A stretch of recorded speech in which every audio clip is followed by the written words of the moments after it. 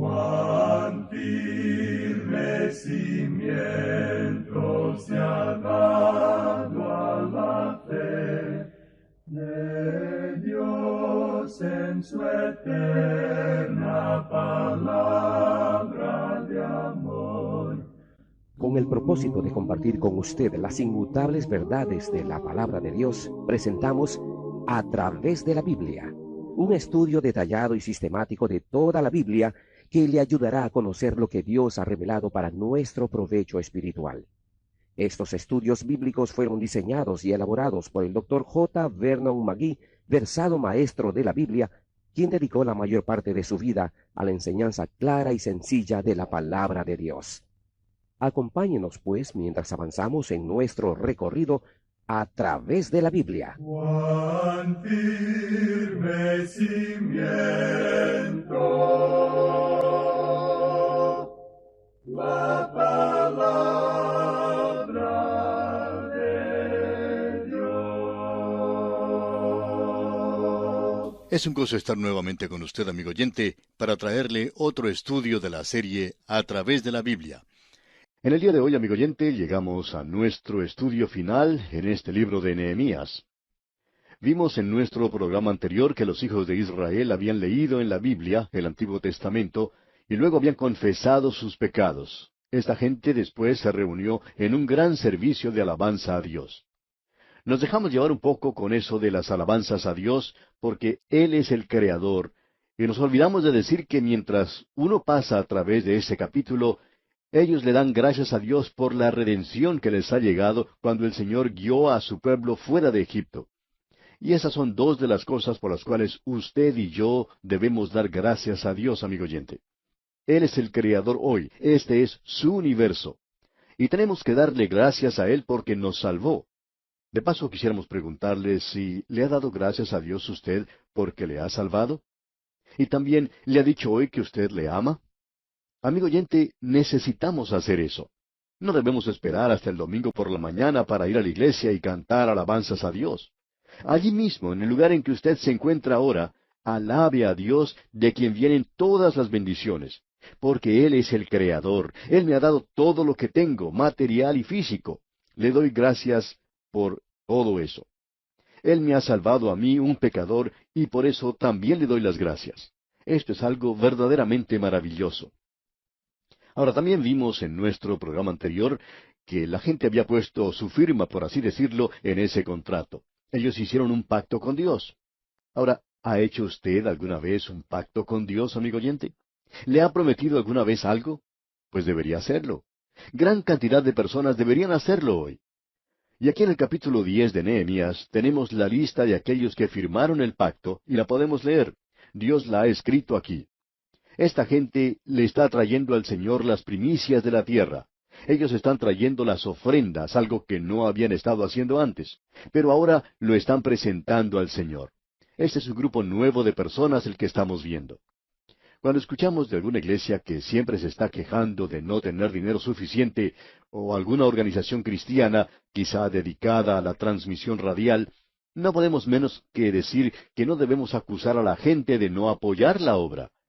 Vamos a pescar, como lo hizo Simón Pedro, para el Señor Jesús y obtener el dinero de los impuestos. Vamos a ganar más almas para el Señor y tener más corderos. Luego uno puede decir que los puede trasquilar. Lo que queremos decir, amigo oyente, es que uno no debería apoyar nada, no importa lo que sea, si no le está trayendo a uno una bendición, si no ha abierto para usted una puerta para el servicio del Señor. Debemos apoyar el lugar y lo que nos está dando una bendición. ¿De dónde recibe usted sus bendiciones, amigo oyente? De cualquier lugar que vengan, eso es lo que debe usted apoyar. Eso es algo muy práctico. Usted sabe que Nehemías era un gran hombre laico y hemos aprendido mucho de él. Ahora, en el capítulo 11 de Nehemías, encontramos otra gran lista de personas que han sido mencionadas. Los otros habían hecho un pacto con Dios y lo cumplían. Bien, estos están también dispuestos a hacerlo. Ellos van a hacer lo que Dios quiere que hagan. Escuchemos lo que dice aquí el versículo 1 del capítulo 11 de Nehemías. Habitaron los jefes del pueblo en Jerusalén, mas el resto del pueblo echó suertes para traer uno de cada 10 para que morase en Jerusalén, ciudad santa, y las otras 9 partes en las otras ciudades. Ellos echaron suertes, y 1 de cada 10 se quedaría en la ciudad de Jerusalén. Las otras 9 partes saldrían a vivir a las otras ciudades. Quizá podría haber habido muchos que se quejaban, podrían haber dicho, ¿por qué permitió Dios que esto me pasara a mí?, etcétera, etcétera. Pero notemos lo que dice el versículo 2. Y bendijo el pueblo a todos los varones que voluntariamente se ofrecieron para morar en Jerusalén. Muchas de las personas querían irse a vivir a las zonas suburbanas, podemos decir, aún en aquellos días. Pero aquellos que estaban dispuestos a morar en Jerusalén fueron bendecidos por los demás. Es muy bueno estar listos para hacer cualquier cosa, amigo oyente. Dios se da cuenta y toma nota de un corazón dispuesto. Veamos ahora lo que dice el versículo 3. Estos son los jefes de la provincia que moraron en Jerusalén, pero en las ciudades de Judá habitaron cada uno en su posesión, en sus ciudades: los israelitas, los sacerdotes y los levitas, los sirvientes del templo y los hijos de los siervos de Salomón. Y luego comienza la lista. Dios toma nota del corazón dispuesto del pueblo. ¿No es eso algo maravilloso, amigo oyente? Y esto nos conduce ahora al capítulo 12. ¿Qué tenemos en este capítulo 12? Otra lista, dice usted. Correcto. Pero, ¿quiénes son estas personas? Estos son aquellos que están alabando a Dios, simplemente alabando a Dios. El doctor J. Vernon McGee, autor de estos estudios bíblicos, cuenta que él acostumbraba a visitar a una anciana que estaba ciega y que parte del tiempo lo pasaba sentada en una silla de ruedas. Ella era una persona que parecía que necesitaba ser consolada y ayudada. Bueno, para decir la verdad, dice el doctor McGee, no creo que necesitara eso. Pero yo sí que necesitaba, continúa él, necesitaba ayuda en mis primeros días de mi ministerio. Era un joven predicador e iba a menudo a escuchar lo que ella decía. ¿Y sabe por qué? Por la forma en que ella alababa a Dios. Aquí pues tenemos una lista de aquellos que alababan a Dios, y el nombre de esta anciana puede estar entre ellos. Nosotros no tenemos la última edición. Dios tiene esa información, pero estamos seguros que su nombre se encuentra en esa lista. Y ahora tenemos la dedicación del muro de Jerusalén. El versículo 27 del capítulo 12 de Nehemías dice: Para la dedicación del muro de Jerusalén, buscaron a los levitas de todos sus lugares para traerlos a Jerusalén, para hacer la dedicación y la fiesta con alabanzas y con cánticos, con címbalos, salterios y cítaras. Ellos tenían aquí ocasión de pasar un tiempo muy hermoso en esta oportunidad. Y el versículo 28 dice: Y fueron reunidos los hijos de los cantores, así de la región alrededor de Jerusalén, como de las aldeas de los netofatitas. Así que ellos reunieron a todos los músicos. Tenían un gran festival de música. Ellos eran aquellos que tenían sus nombres inscritos en el libro de la vida del Cordero. Y ahora se reúnen y dedican el muro de Jerusalén. Nehemías trajo a la ciudad gente de todas partes de la nación para la dedicación del muro, porque Jerusalén era la ciudad donde se encontraba el templo. Leamos ahora el versículo 40 de este capítulo 12 de Nehemías. Llegaron luego los 2 coros a la casa de Dios, y yo y la mitad de los oficiales conmigo. Luego él da la lista de los sacerdotes. Estaban todos allí. Escucha ahora lo que dice el versículo 43.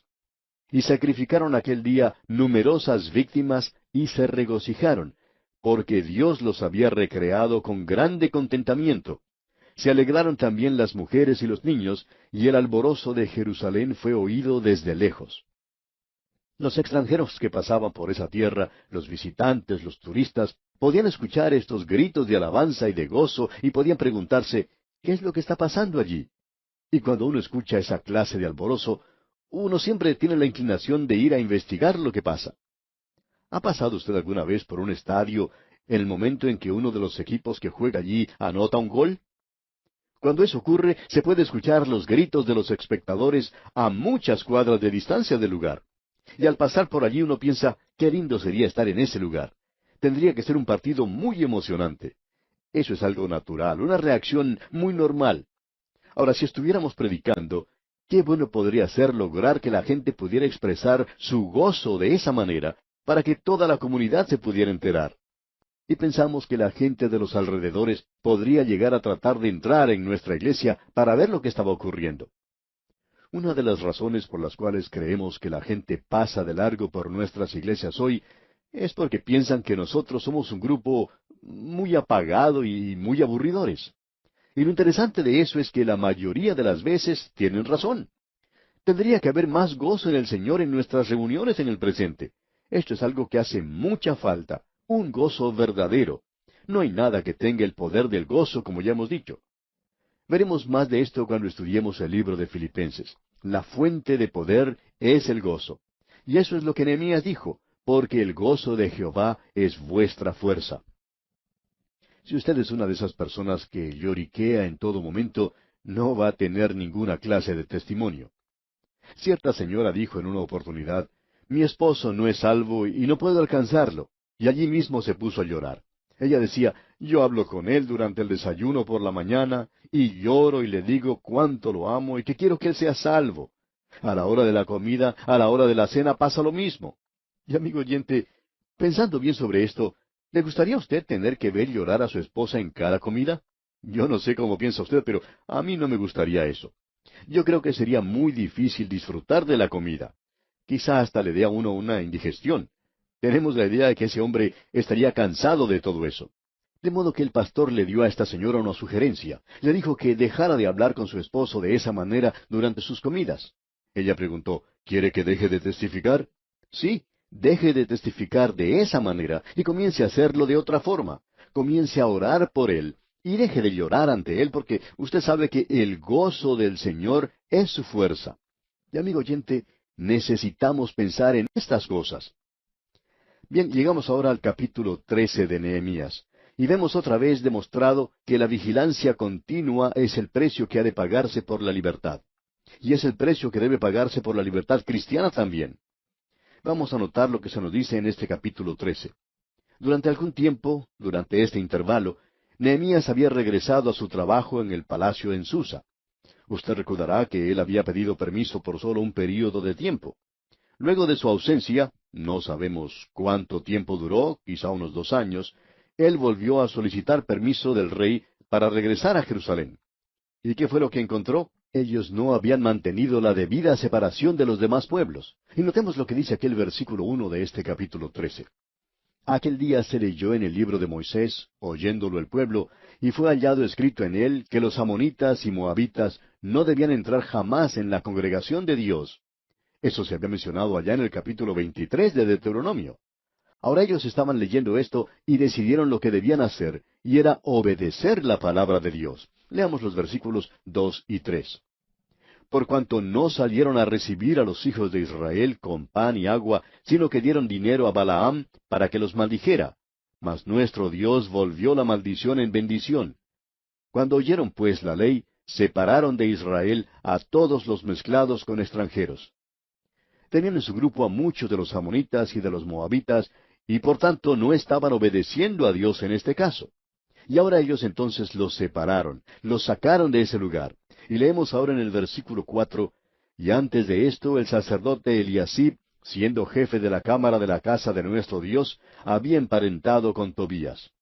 Aquí tenemos al sumo sacerdote que a través del casamiento de un hijo o de una hija era pariente de Tobías. En otras palabras, el sumo sacerdote mismo había desobedecido a Dios en este asunto tan importante. ¿Y qué fue lo que ocurrió? Dios había prohibido eso. Ellos no debían casarse con los extranjeros. Él les había dado, creemos, una ilustración bastante humorística. Él había dicho que no se debía arar con buey y con asno juntamente.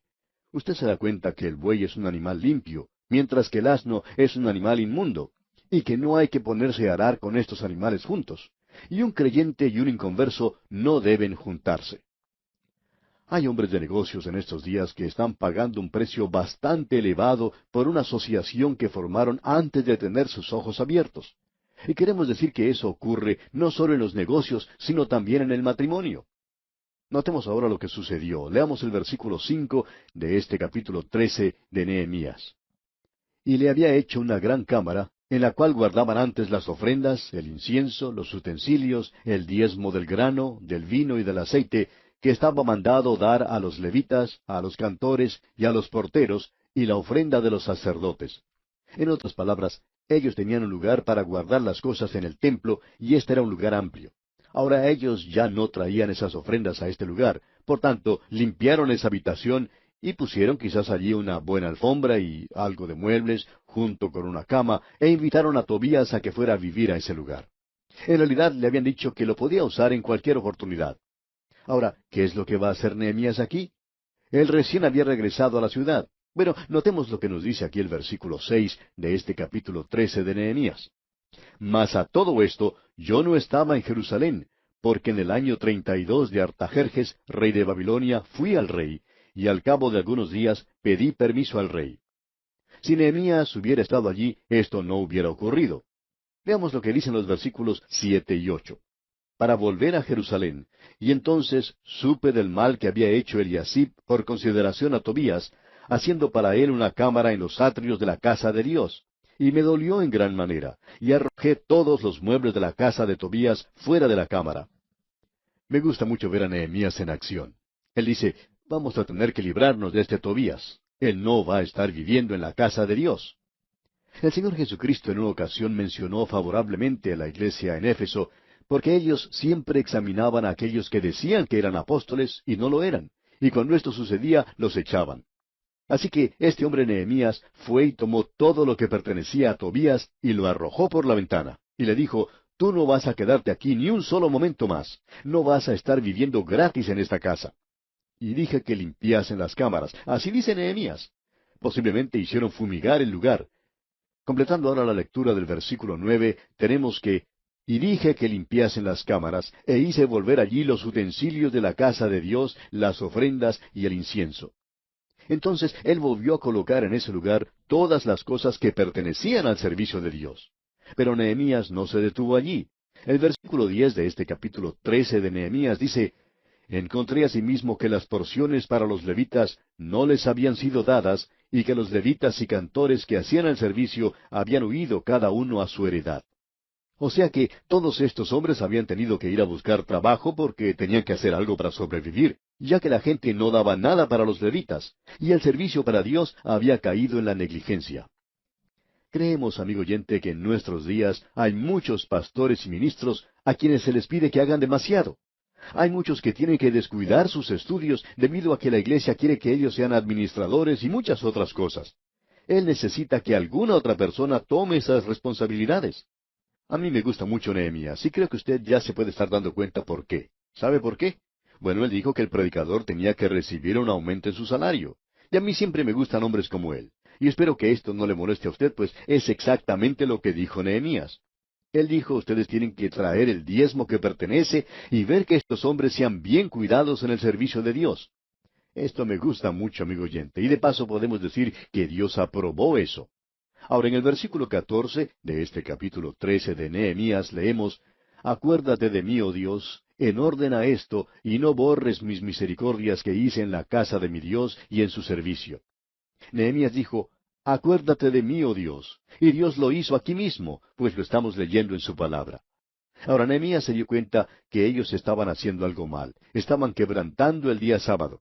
Lo que estaba ocurriendo era esto, leamos los versículos 15 y 16 ahora.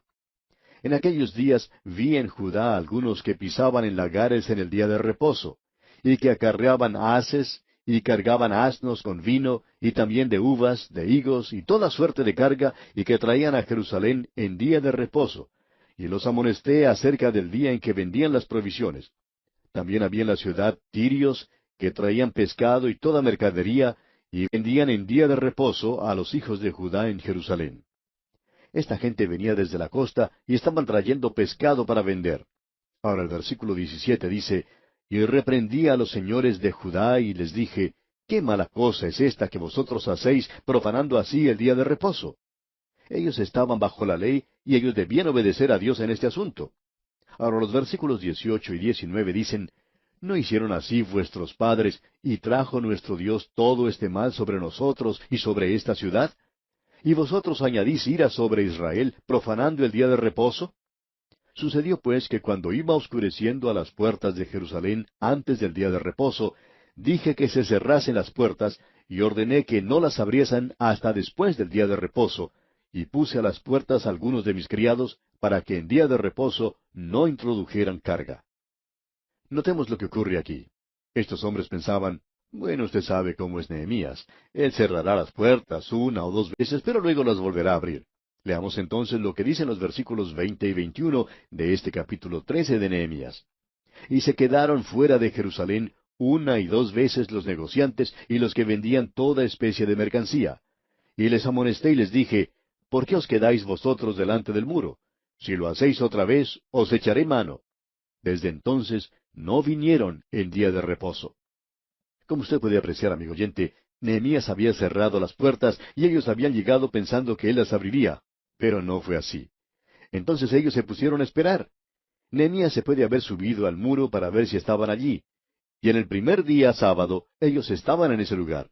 Volvió otra vez a hacer lo mismo en el siguiente día de reposo. Subió al muro, miró, y allí estaban. Y al verlos allí, él les dice, si ustedes regresan aquí, bajaré y les echaré mano. Y ellos no volvieron a aparecer porque sabían que Nehemías cumpliría lo que estaba diciendo. Ahora el versículo 23 dice, vi asimismo aquellos días a judíos que habían tomado mujeres de Asdod, amonitas y moabitas. ¿Qué es lo que hacen aquí?